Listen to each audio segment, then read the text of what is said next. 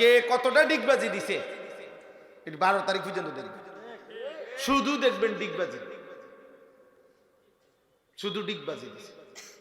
শেষ পর্যন্ত আগা মাথা পাইতেন না। নেতা যেটা বলছে এটা হবে না, কর্মী যেটা বলছে এটা হবে না, দল যেটা বলছে এটা হবে না, কথা কথা লড়সর হয়ে যায়। গত সপ্তাহে একটা কইছে, ওনার একটা কয়, সামনে আর একটা। আপনি শেষ 12 তারিখ সকাল পর্যন্ত শুনবেন আরো কত যাত্রার কথা। আমি বললাম তো যে যেই বিবৃতি দিতে আছে এক একজন, আমার তো মনে হয় আশা করা যায় 12 তারিখ নির্বাচিত যারা হইব তারা 13 তারিখ জনগণের হাতে একটা একটা হেলিকপ্টার দিয়ে দিবে। আমার মনে হয় আর কি যে আল্লাহর রহমতে যেই সম্ভাবনা দেখা যাইতে আছে, আল্লাহ এই অটো সিএনজি উড়িয়ে দিয়া প্রত্যেকের বলবে যে যার যার হেলিকপ্টারটা দয়া করে আইসা নিয়ে আসা। তুমি যদি বলো যে এটা কোরআন, দোস্ত এটা কোরআন শরীফ, এটা আজকে একদিন না 1450 বছর ধরে বন্ধু শত্রু সবার কাছেই এটা নিখুঁত সঠিক তথ্য, এটা প্রমাণিত। ইমানদারের কাছেও এটা সঠিক, কাফের বেঈমান মুশরিকরাও এটার প্রতি অক্ষরের উপরে হাজার লক্ষ অনুবীক্ষণ দিয়া পরীক্ষা নিরীক্ষা করছে, সর্বোচ্চ মেধা খাটাইয়া এই পৃথিবীর সমস্ত বেঈমান কোরআনুল কারীমের উপরে গবেষণা করেছে, কিন্তু এক শব্দ এক বিন্দু ভুল, অযৌক্তিক, অবাস্তব, অপ্রাসঙ্গিক এটা প্রমাণ করতে পারে নাই। অতএব এটাই সত্য, এখানে যেটা বলছে এটাই হবে। কোনটা হবে? এটাই, কোরআন যেটা বলেছে সেটাই হবে। কে কতটা ডিগবাজি দিছে 12 তারিখ পর্যন্ত দেখবেন, শুধু দেখবেন ডিগবাজি, শুধু ডিগবাজি দিছে। শেষ পর্যন্ত আগা মাথা পাইতেন না, খুঁজেও পাইতেন না। আমার আখিরাত আমার, আমার কবর আমার, আমার হায়াত আমার, আমার ভালো থাকা আমার আল্লাহর হাতে, দুনিয়াতেও আখিরাতেও। আমরা স্বস্তি পাবো, নিরাপত্তা পাবো, সুখ পাবো, শান্তি পাবো, সমৃদ্ধি পাবো আল্লাহর পক্ষ থেকে। 12 তারিখের আগেও 12 তারিখের পরে। কার পক্ষ থেকে? কোন দলের পক্ষ থেকে? কোন দল? সবাই কি আকাশে উঠে যান, নিচেরটার জায়গা থাকতো না। দুনিয়া ধোকা, দুনিয়া কি ধোকা, ধোকা, ধোকা। ওয়ামাল হায়াতুদ দুনিয়া ইল্লা মাতাউল গুরুর। যিনি বানাইছেন তিনি বলছেন, বানানেওয়ালা সৃষ্টিকর্তা রব্বুল আলামিন বলেন দুনিয়ার জীবন বান্দা মাতাউল গুরুর, ধোকা, ধোকা। আমি বানাইছি, আমি বলছি 2 নম্বর। আমি আল্লাহ বানাইছি, আমি বলছি এটা 6 নম্বর। আমি বলছি এটা আসল না। ওমা হাদিহিল হায়াতুদ দুনিয়া ইল্লা লাহবুন ওয়া লাইব।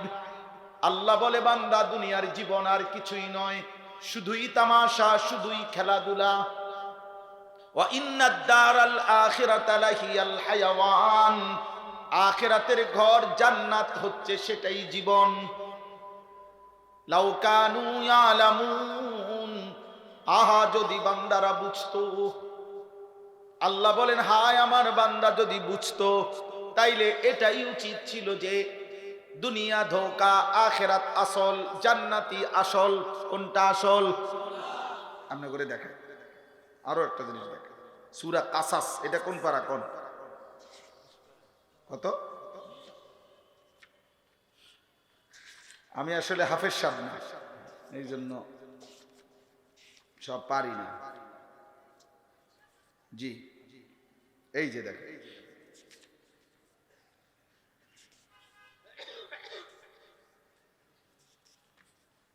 এখানে শুনে ওই যে কারুনের ঘটনা আপনারা জানেন না? মুসা আলাইহিস সালামের জামানার আল্লাহ তাআলা বলছেন এই কারুনের ঘটনা আছে সূরা কাসাসের মধ্যে, 20 নম্বর পারা 28 নম্বর সূরা।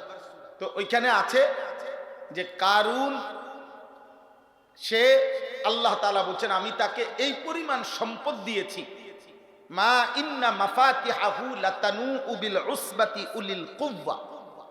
আমি আল্লাহ কারুনকে এত সম্পদ দিয়েছি যে সেই সম্পদের যে ধনভাণ্ডারের চাবির বোঝা বহন করতে গিয়ে 70 জন তাগড়া শক্তিশালী যুবকের পিঠ বাঁকা হয়ে যায়।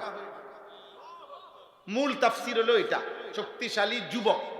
আর ইসরায়েলি মানে ইহুদি রাওয়ায়াত হলো 70টা উট, কিন্তু বিশুদ্ধ তাফসীর হলো 70 জন যুবক। আচ্ছা, তো এই 70 জন যুবকের পিঠ বাঁকা হয়ে যেত চাবির বোঝা বহন করতে গিয়ে। আল্লাহ তাআলা বলেন এই পরিমাণ সম্পদ আমি কারুনকে দিয়েছি। দিয়ে আল্লাহ কারুনকে 4টা কাজ করতে বলছে সমস্ত সম্পদের দ্বারা। আল্লাহ বলছেন তোমার কাছে আমি 4টা জিনিস চাই। এক, ওয়াবতাগি ফীমা আতাকাল্লাহুদ দারাল আখিরা, সমস্ত সম্পদ উপার্জন দ্বারা প্রথম তুমি আখিরাতের ঘর জান্নাত তালাশ করো। কি তালাশ করো? 2, ওয়ালা তানসা নাসীবাকা মিনাদ দুনিয়া, তোমার দুনিয়ার বৈধ হালাল প্রয়োজন ভুলে যেও না, দুনিয়ার হালাল প্রয়োজন পূরণ করো। 3, ওয়া আহসিন কামা আহসানাল্লাহু ইলাইকা, আমি যেমন তোমাকে অনুগ্রহ করে অনেক সম্পদ দিয়েছি, যাদেরকে আমি আল্লাহ দেই নাই তুমি তাদেরকে সাদাকা করো, দান করো। 4, ওয়ালা তাবগিল ফাসাদা ফিল আরদ, কোন অবস্থাতে একটা সম্পদের একটা কানা করি দ্বারা গুনাহ হইতে পারে, নাফরমানি হইতে পারে, জমিনে বিশৃঙ্খলা হইতে পারে, আল্লাহর অবাধ্যতা হইতে পারে, এমন কাজ করো না। একটা টাকা দিও না। আল্লাহ বলেন এই 4টা কাজ। এরপরে আছে কারুন মুসা আলাইহিস সালামের মাধ্যমে জবাব দিছে, মুসা তোমার আল্লাহকে বলিও আমি আমার এই সমস্ত ধনভাণ্ডার সম্পদ সম্পূর্ণ আমি আমার বুদ্ধি বিবেচনা মেধা আমার যোগ্যতা দিয়ে উপার্জন করেছি, সেখানে আল্লাহর কি? আল্লাহর কি? পরিশ্রম করলাম আমি, রোজগার করলাম আমি। আল্লাহ তাআলা বলেন আওয়ালাম ইয়ালাম আন্নাল্লাহা কাদ আহলাকা মিন ক্বাবলিহি মিনাল কুরুন মান হুয়া আশাদ্দু মিনহু কুওয়াতান ওয়া আকসারু জামআ, হায় কারুন, সে কি জানে না আমি আল্লাহ তাআলা তার চাইতে বেশি সম্পদ, বেশি শক্তিশালী অগণিত জাতি গোষ্ঠী ব্যক্তিকে ইতিপূর্বে আমি আল্লাহ ধ্বংস করে দিয়েছি। তুমি এটা কি বললা কারুন? তুমি এটা কেমনে বললা? তুমি কামাই করছো, আমি দেই নাই? তো আল্লাহ তাআলা বলেন এই যে দেখেন এই কথাটা যেটা বলার জন্য, ফাখারাজা আলা কওমিহি ফি জিনাতিহি, কারুন প্রতিদিন অত্যধিক পরিমাণ সাজসজ্জা করে একদম বীরত্ব বাহাদুরি করে অহংকার করে জমিনে বের হইতো, বিশাল বড় বহর নিয়া, বিশাল বড় অহংকারী বেশ ভূষা লিবাস পোশাক চলাফেরা নিয়ে। তখন قال الذين يريدون الحياة الدنيا يا ليت لنا مثل ما أوتي قارون, দুনিয়ার নাফরমান, দুনিয়া লুবি, সম্পদ লুবি, শুধু দুনিয়ার চাকচিক্যে মোহ যারা, তারা আফসুস করতো আর কারুনের দিকে তাকাইয়া বলতো হায় কারুনের সমপরিমাণ সৌর্য বীর্য অহংকার সম্পদ ক্ষমতা প্রভাব এটা যদি আমার হইতো, আমার হইতো, এই আফসুস করত, আফসুস করত। এরপরে একদিন, লম্বা কথার জন্য আমি কমায় বলতেছি, আর একদিন যখন আল্লাহ তাআলা তাকে চূড়ান্ত আযাব দিয়ে জিন্দা তার ঘর সম্পদ ধন ভাণ্ডার সহ মাটির নিচে দাফন করে দিল, তখন আল্লাহ বলেন ওয়া আসবাহাল্লাযীনা তামান্নাউ মাকানাহু বিল আমস ইয়াকুলুনা ওয়াইকা আন্নাল্লাহা ইয়াবসুতুর রিজকা লিমান ইয়াশাউ মিন ইবাদিহি ওয়া ইয়াকদির লাউলা আমান্নাল্লাহু আলাইনা লাখাসাফা বিনা। আল্লাহ বলেন পরের দিন যখন সবাই দেখলো কারুন তার সম্পদ সহ ধ্বংস হয়ে গেছে, তখন গতকালকে যারা আফসুস করত তারা বলতো হায় আল্লাহ আপনার কি পরিমাণ দয়া ইহসান, আমরা যদি তার মতো হতাম তাহলে আজ তো আমরাও ধ্বংসপ্রাপ্ত হয়ে যেতাম।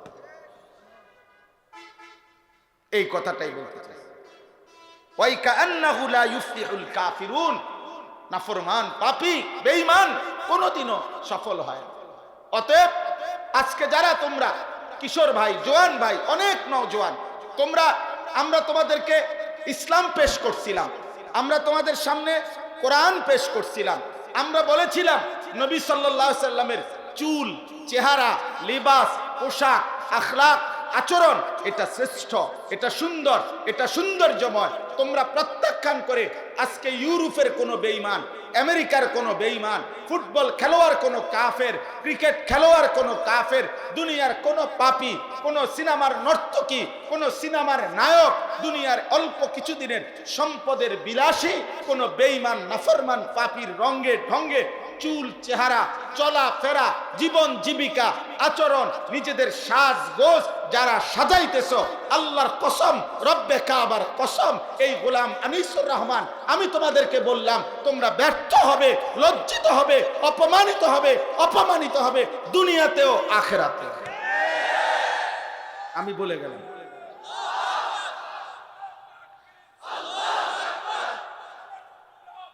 আমার এই কথা তোমরা মনে রাখো আব্বা,